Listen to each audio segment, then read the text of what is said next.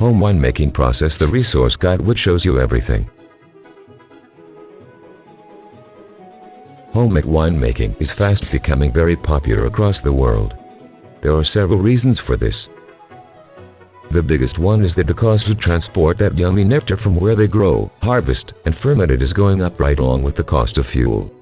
There's no two ways around it. We are about to see bottles of wine at the grocery store and wine shops double.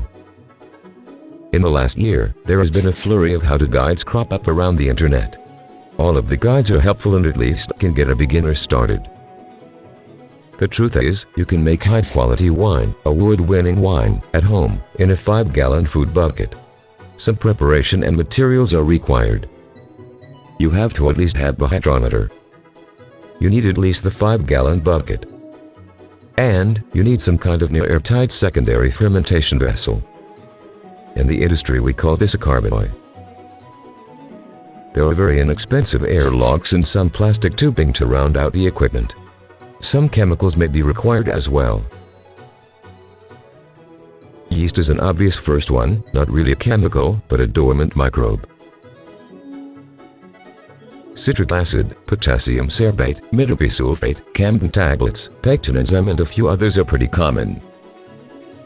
The biggest secret in home winemaking is, get the good stuff to start with.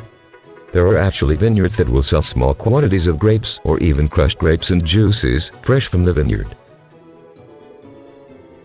Although these are hard to locate, they do exist.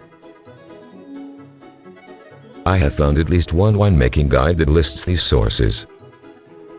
Aside from the money savings, you can make wine for about 25 cents a bottle. There is the actual enjoyment of making something that you can drink. If your batch comes out really good, you will be calling all your neighbors and friends to come and give it a try. Grab your copy of How to Make Wine book by clicking the link below this video, where you see the published or description box today. Cheers and happy winemaking.